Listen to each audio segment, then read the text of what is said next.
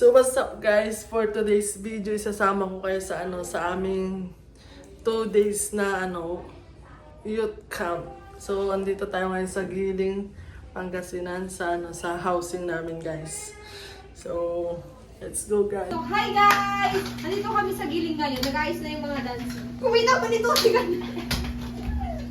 Apantay para gifog. Huwag kami mo gifog mabilang. Huwag kami kalsada. Yung kwan nga long sleeve. Mga dancer guys. Ilagay mo dyan para extra natin mamaya kung sino para yun. Joseph! Pinakailalim. Plus ka na lang. Yan yung mga dancers. Nagpre-prepare na sila. Sa sayo sila. Yan yung nanay namin. Hindi na ako mag-picture ko na. A few moments later.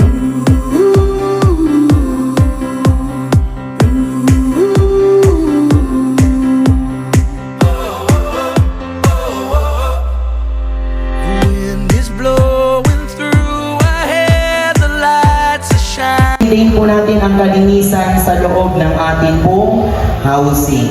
Then, dito po sa loob ng church, pag nakita niyo po yung mga pastors po natin, batiin niyo naman po, huwag niyo pong dinadaan-daanan lang. No? Kailangan pa bang si pastor ang unang mag-tap sa inyo? Hindi. Dapat pag nakita niyo po si pastor.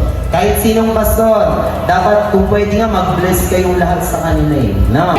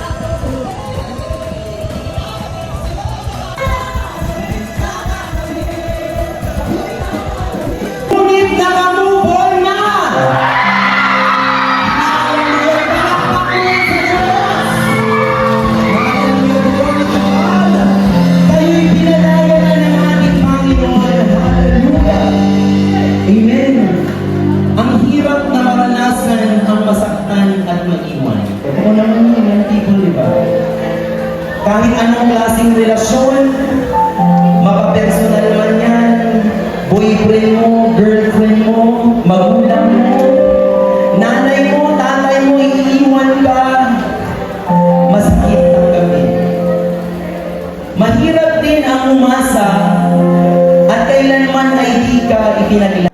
Habang tinitignan ka ng Diyos kung paano mo sagutin yung mga magulang mo ng kabalang. Habang tinitignan ka ng Diyos nang tinatakbuhan mo ang mga maling tao, nasasaktan ng ating Panginoon. At sinasabi niya, kung kaya niya, right at that very moment, huhukumin kami. Kasi, mahal na mahal ka ng ating Panginoon. Nagagawa po natin yun dahil tayo po'y nasasaktan. Dahil sa sakabang pinapakinggan mo yung salita ng ating Panginoon ngayon, i-remind mo yung buhay mo na may isang Diyos na nagsakripisyo para sa'yo at yan ay si Kristo. Hallelujah! Tandaan mo, kung nandyan ka man sa sitwasyon na sobrang bigat ng dalangin, may pag-asa pa, kapatid. Madalas kapag tayo nakakagawa ng kasalanan, nahihiya na tayong lumapit sa Diyos. Kapatid, naiintindihan ka niya. Kapatid, naiintindihan kita. Kaya huwag mong sasabihin na yung nasa loob ng church, kinukondem ka dahil ikaw na lumayo, pinapanalangin at inilulong ka sa harapan ng ating Panginoon. Amen. Hallelujah. Central Pangasinan District, you're empowered. Panahon na upang itayo natin ang pangalan ni Kristo sa ating Panginoon. Palagpagan mo ang ating Panginoon.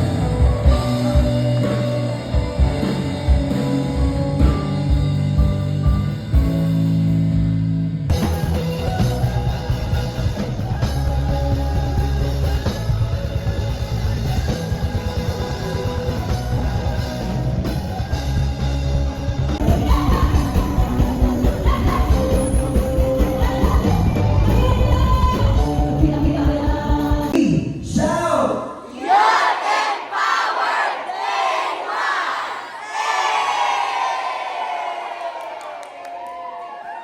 Congratulations! Good job! Already! Born again Pilipinas na 1, 2, 3, shout!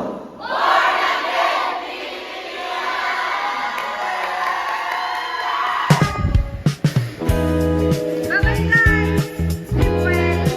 Eternity later. Iiwan mo. Sarbo puti. Uy, punti ko. Wait, hi guys! Welcome back to our tinutuluyan. So, tapos ng day 1. Nandito na kami sa... Sana na bumabatay man lang. Ayun. So, andito na kami sa bahay. And kukunin namin yung gamit namin para lumipat. Hello guys, nandito tayo sa sa pinag-anuan namin. Sobrang bait nila guys.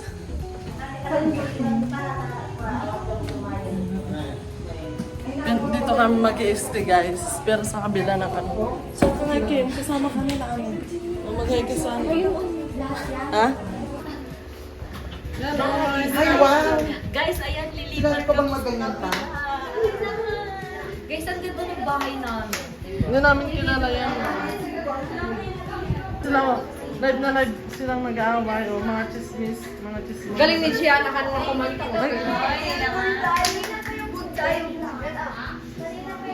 Ganda din yung bahay nila doon. Guys! Hi guys! Tapos na ang aming day 1. Day 2 na bukas. Oo, sanay.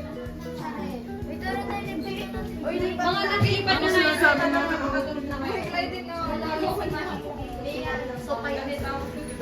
no choice yan. nakamalit. Ay, yung nanay nila guys. Nanay na nanay. Oh. Yung junior naman natin yung pinagbuhat niya. Ay, gusto ko doon dito. Wala lahat na kayo dyan. O, doon na kayo sa loob. Kasi solo. Kanino to? Diyan ako tate. Sa photo.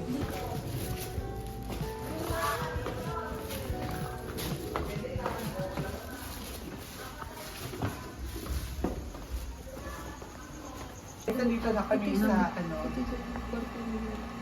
sa bagong bahay namin. Nagkakalikat na kami. So ngayon ay nagpe-prepare kami para maligo. So yun guys, dito na kami sa aming pag-iistihan. Tignan nyo. Yan, naka-airphone pa kami. Airphone. Tignan nyo naman guys, yung nakamalita pa yung isa namin kasama. Akala mo namang 1 week kami dito, 2 araw lang kami. Wow. May mesa. Gumatang kami na biga. So, Sino tagdigo siya? natutulog muna kami guys. Update namin kayo. Kasi nakakaya naman na kami lumabas. Sa gitna ako. Bukas ulit guys. Bye!